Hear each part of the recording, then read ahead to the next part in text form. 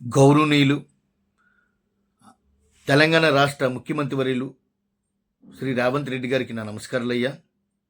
అలాగే రవాణా శాఖ తెలంగాణ రవాణా శాఖ మంత్రివర్యులకు కూడా నా నమస్కారాలయ్యా. అలాగే ఆర్టీఓ సిబ్బందికి అలాగే పోలీస్ డిపార్ట్మెంట్కి కూడా నా నమస్కారాలు తెలియపరుస్తున్నాను. అయ్యా, నాది ఆంధ్రప్రదేశ్. నేను ఉమ్మడి రాష్ట్రం ఉండేటప్పటి నుంచి కూడా నేను కార్మిక నాయకుడిగా పనిచేస్తున్నాను. ఇప్పుడు Andhra Pradesh taxi owners cum drivers welfare అసోసియేషన్కి నేను సెక్రటరీగా పనిచేస్తున్నాను. అయ్యా, ఇప్పుడు గత కొన్నేళ్లుగా మాకు ఓలా, ఊబర్, ర్యాపిడో అనే సంస్థలు వచ్చి మా జీవనోపాధిని లాగేసుకున్నాయి. మేము అయినా ఎన్నో పోరాటాలు చేసాం. మాకు ఎటువంటి సహాయం దొరకపోవడంతో మా బతుకులు ఎలాగో మెల్లిగి ఈడుస్తున్నాం. ఇటువంటి సమయంలో ఇప్పుడు కొత్తగా ఫ్రీ బస్ సర్వీస్ పెట్టారు లేడీస్కి, ఆడపిల్లలకి, ఆడతల్లులకి. దాన్ని మేము ఖండించలేకపోతున్నాం, కానీ బాధ అయితే పడుతున్నాం. మా ఆటో సోదరులకి చాలా ఆర్థికంగా సగానికి సగం వ్యాపారం పడిపోయింది.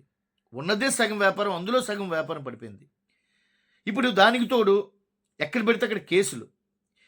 ఇప్పుడు పెద్ద పెద్ద కంపెనీల్లో సాఫ్ట్వేర్లుగా పనిచేస్తున్న వాళ్ళు కూడా ఖాళీ సమయంలో హైదరాబాద్ లాంటి మహానగరంలో బతకడానికి ఎంతో కొంత తోడు అవుతుంది, ఎంతో కొంత ఆదాయం సంపాదించాలనే ఉద్దేశంతో ఈ ర్యాపిడో అని ఇవన్నీ నడుపుతున్నారు. వాళ్ళ మూలంగా కూడా కొంత నష్టం మాకు చేకూరుతుంది. అలాగే ముఖ్యంగా ఎక్కడ పెడితే అక్కడ ఎక్కడో ఎవరో కస్టమర్ని తీసుకొని వెళ్తున్నాం, ఎవరో ఆపారు, టక్మని ఆపాం, వెంటనే ఎవరో ఫోటో తీస్తున్నారు. కొంతమంది మా డ్రైవర్ సోదరులు గౌకున రోడ్డు మధ్యన ఆపుతున్నారు. అవి తప్పని మేము కూడా ఒప్పుకుంటున్నాం, చాలామందికి చెప్తున్నాం, తెలియపరుస్తున్నాం. కానీ ఆటోలు కానీ ట్యాక్సీలు కానీ ఏవైనా కమర్షియల్ వాహనాలు ఎక్కడో ఒక్క నిమిషం ఏదో సమస్య వచ్చి ఆగవలసి వస్తే అదే సమయంలో ఎవరొకరు ఫోటో తీసి మాకు ఫైన్లు పంపిస్తున్నారయ్యా. అలాగే హైవే రోడ్లలోని కూడా స్పీడ్ గవర్నర్లు పెట్టి, స్పీడ్ కెమెరాలు పెట్టి, అంటే ఏ జంక్షన్లోనో ఎక్కడో ఉంటుందంటే మా జాగ్రత్తలో మేము ఉంటాం. చెట్లు పక్కన, ఏ గొట్లు పక్కన, గోడల పక్కన కెమెరాలు పెట్టి ఫోటోలు క్యాచ్ చేస్తున్నారయ్యా. దానికి చాలా భారీగా ఫైన్లు పడుతున్నాయి.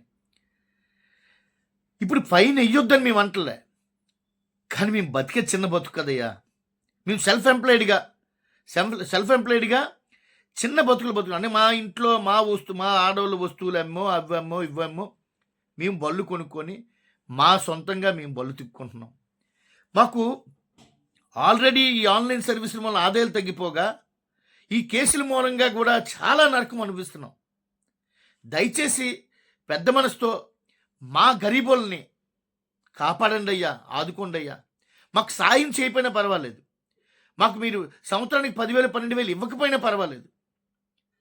ఇలాగా నెలలో 4-5 కేసులు రాస్తే ఆ 10,000 12,000 ఇలాగ వెళ్ళిపోతున్నాయి కదయ్యా.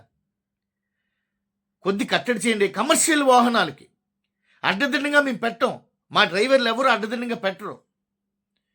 ఎవరో ఒకరిద్దరు తప్పు చేసి ఉండొచ్చు కాక, కానీ 100 మంది జీవనోపాధి పోతుంది కదా, 100 మందికి కేసులు పడుతున్నాయి కదా.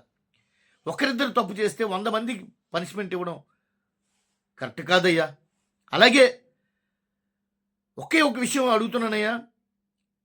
పెద్ద పెద్ద షాపింగ్ మాల్స్లో ఎదర మొత్తం బళ్ళుతో పార్కింగ్ నింపేస్తారు. చాలా షాపింగ్ మాల్స్. ఇప్పుడు ఆ షాపింగ్ మాల్స్ దగ్గర ఉన్న బళ్ళుకి ఎవరికి కేసులు ఎందుకు రాయరు?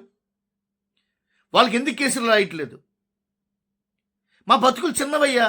మీరు సంపాదించే సంపాదన చాలా చిన్నది. రోజంతా గుడ్డులాగా ఉదయం నుంచి రాత్రి కష్టపడే ఒక ఆటో డ్రైవర్ సోదరుడికి 500-600 మిగలడం కష్టమైపోతుంది. హైదరాబాద్ లాంటి మహానగరంలో బ్రతకాలంటే కనీసం ఒక మొగుడు పిల్ల ఉండాలంటే కూడా 10,000 12,000 బాడుగా, ఇంటద్ది, పిల్లలు, సంసారం. ఈ బాధలు తట్టుకోలేక మా డ్రైవర్ సోదరులు మందులకి, లేనిపోయిన చెడ్డ అలవాట్లకి బానిసైపోతున్నారయ్యా. కుటుంబాన్ని పోషించలేక ఆదాయం గండిపడిపోయి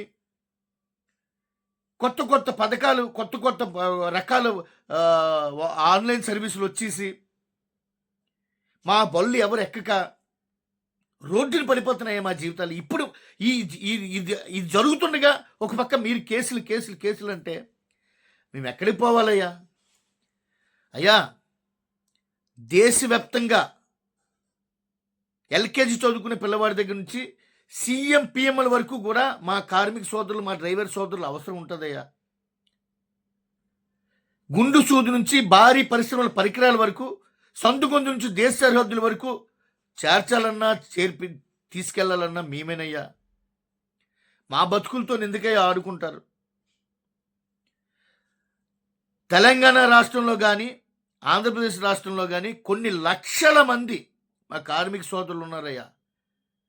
మాకు ఇప్పటికే మేము కొన్ని సంవత్సరాలు బట్టి పోరాడుతున్నాము, మాకు ప్రత్యేక కార్పొరేషన్ కావాలని. ఇంతవరకు అమలు జరగలేదు. మా చంద్రబాబు నాయుడు గారు త్వరలో వారు వచ్చిన తర్వాత మాకు ప్రత్యేక కార్పొరేషన్కి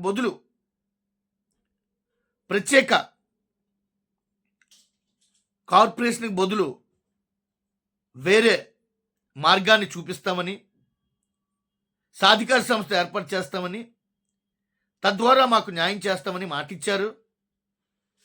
ఒక్కొక్కటి చేసుకొస్తున్నారు. అందుకు వారికి ధన్యవాదాలు. అలాగే మా కార్మికులకు కూడా ఈ ప్రత్యేక కార్పొరేషన్ తీసుకొస్తారని కూడా ఆశిస్తున్నాము.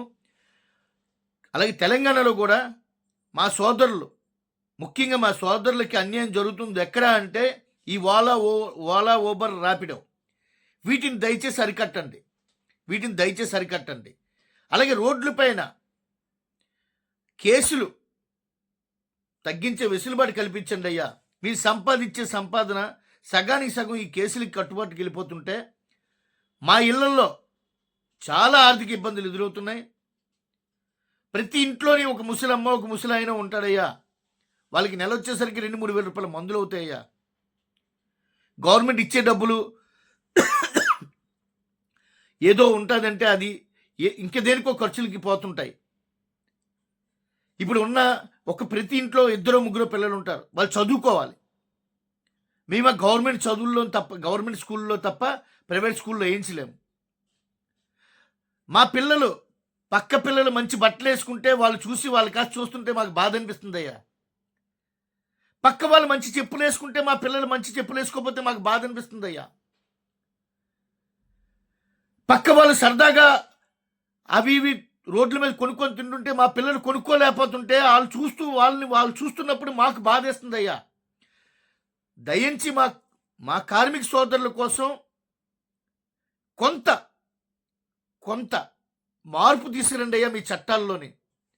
ఎందుకంటే ఇప్పటికీ తెలంగాణలోని గత 2 ఏళ్లలో 150 మంది పైచిలకు మా ఆటో డ్రైవర్ సోదరులు బ్రతకలేక ప్రాణాలు వదిలేశారయ్యా. మీకు దండాలు పెడతాను. మా డ్రైవర్ సోదరులకి, మా కార్మిక సోదరులకి అన్యాయం జరగకుండా చూడండి అయ్యా. కార్మికులు లేని రోజు ఎవ్వరు, పెద్ద సంస్థల యజమానులు కానీ, గవర్నమెంట్ ఎంప్లాయీస్ కానీ, అధికారులు కానీ,